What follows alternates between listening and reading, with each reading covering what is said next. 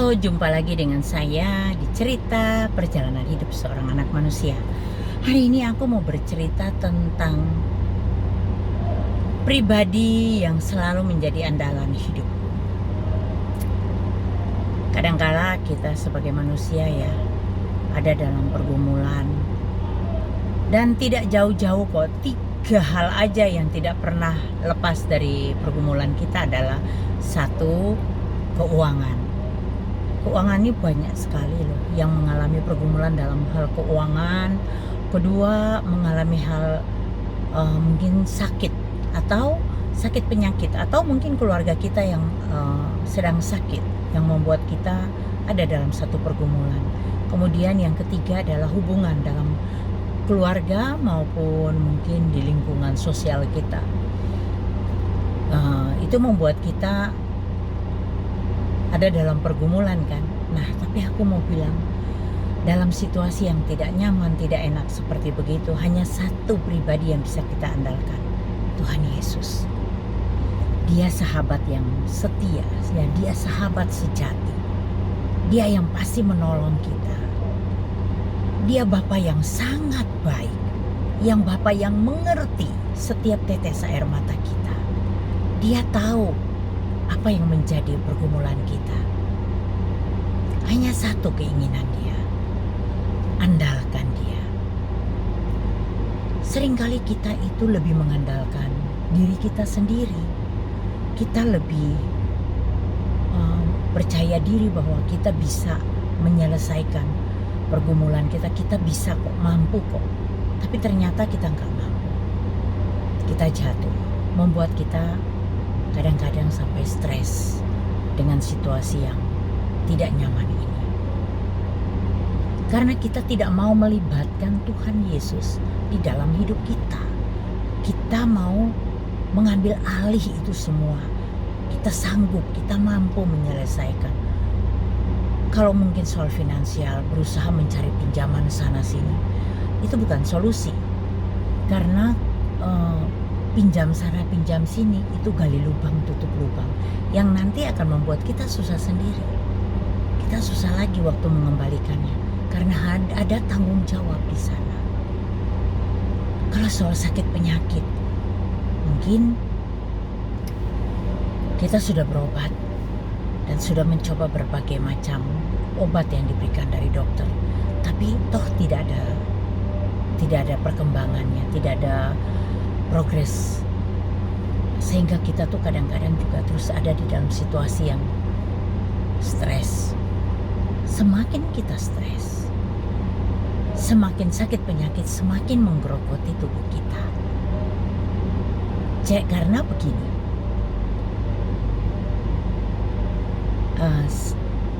hati yang gembira adalah obat yang mujarab, dan semangat yang patah itu mengeringkan tulang. Itu benar. Kita kalau semangatnya patah, pasti kita ada dalam situasi yang tidak enak, tidak nyaman banget. Pasti itu yang membuat kita stres. Karena hati yang gembira adalah obat yang mujarab. Obat yang mujarab loh. Kalau kita punya hubungan yang dekat dengan Tuhan tuh hati yang gembira. Itu membuat kita bisa melewati segala pergumulan kita. Itu juga hubungan yang tidak baik dalam keluarga. Percayalah, ketika ada Roh Kudus di dalam kita, kita ada sukacita dan damai sejahtera dan tidak membuat kita stres. Walaupun mungkin pasangan dalam keluarga kita sedang bermasalah dengan kita, anak-anak kita sedang bermasalah dengan kita, lingkungan sedang bermasalah dengan kita.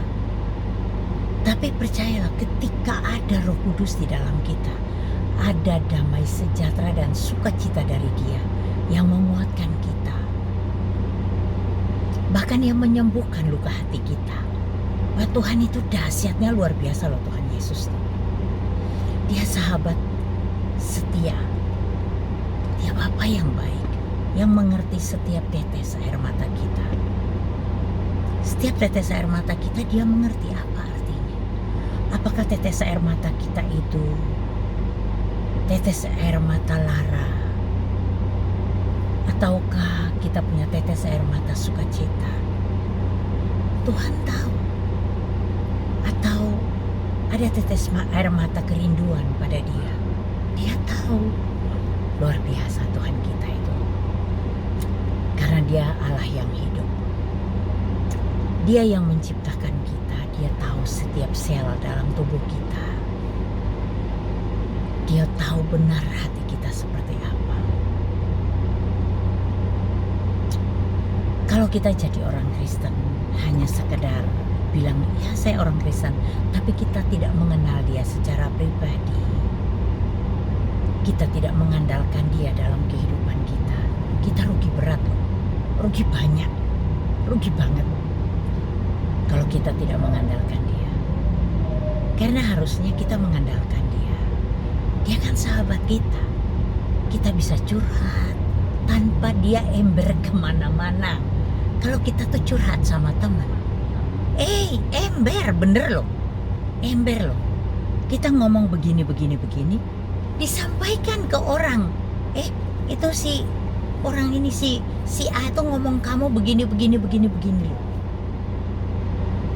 Tidak bisa menjaga mulut. Jadi hati-hati kalau punya teman. Hati-hati dengan orang dekat kita. Karena orang dekat kita seringkali justru menjadi musuh dalam selimut kita. Orang yang justru menusuk kita dari belakang. Tapi kalau Tuhan, dia sahabat yang baik. Dia sahabat yang setia.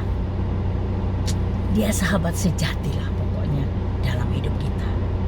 Andalkan dia dalam hidup kita. Walaupun berat pergumulan kita, apapun pergumulan kita. Mungkin saat ini kamu sedang sakit.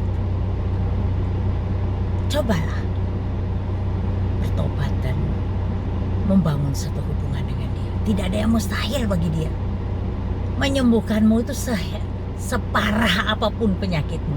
Tidak ada yang mustahil bagi dia. Kanker yang mau mati aja disembuhkan dia.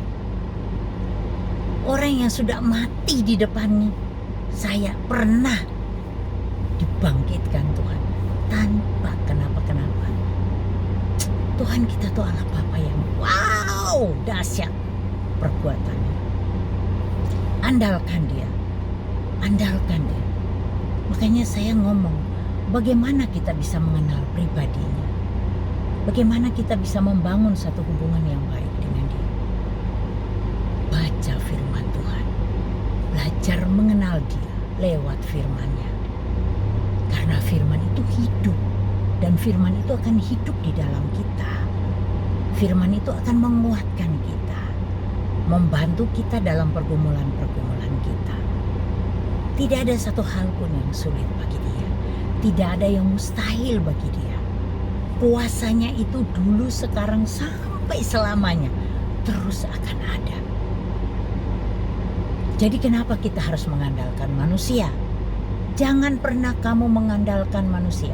Karena ketika kita mengandalkan manusia, kita akan dapati kekecewaan. Kecewa karena manusia tuh sama, kita tuh sama. Masih terdiri dari darah dan daging. Yang masih ada nafsu, hawa nafsu. Hawa nafsu tuh dalam arti yang meluas sih, hawa nafsu. Ingin supaya dia dipuji bahwa dia lebih, seakan-akan orang yang dekat dengan kita, dia lebih tahu tentang kita. Dia bisa cerita, oh ini si A tuh begini-begini, aku tuh teman yang dekat. Aku tahu tentang dia, tapi tahu gak? Sering sekali orang yang dekat dengan kita mengkhianati.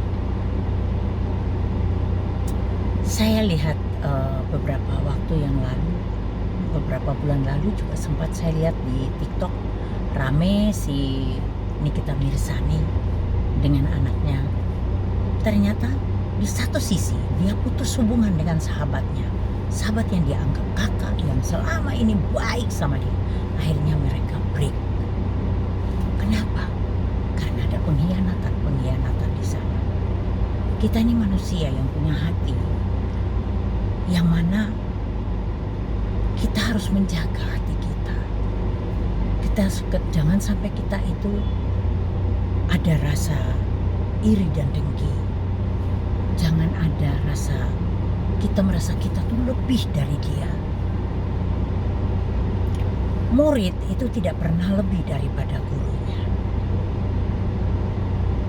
Jadi kita tuh jadi manusia nggak perlu kita mengandalkan manusia. Jangan pernah kamu mengandalkan manusia. Siapapun dia, pasangan hidupmu sekalipun. Karena pasanganmu juga bisa mengkhianati kamu. Anak pun bisa mengkhianati kamu. Jangan pernah mengandalkan manusia. Andalkan Tuhan dalam hidupmu. Saya sekarang tuh gak percaya sama siapapun. Saya mau gandul Gusti aja. Percaya sama Tuhan bahwa Tuhan yang tahu isi hati saya. Keluhan saya cuma bisa menangis sama Tuhan. Tuhan, saya ada begini Tuhan. Tuhan tolong saya. Tuhan, dalam pelayanan saya butuh bantuanmu Tuhan. Tolong saya. Hanya sama Dia saya bisa menangis. Hanya Dia satu-satunya andalan hidup saya. Jangan pernah kita andalkan manusia. Oke Bapak Ibu Saudara, saya akhiri dulu video ini. Silahkan di-share video ini buat teman, sahabat, ataupun keluargamu supaya menjadi berkat bagi mereka juga. Terima kasih. Tuhan Yesus memberkati kita semua.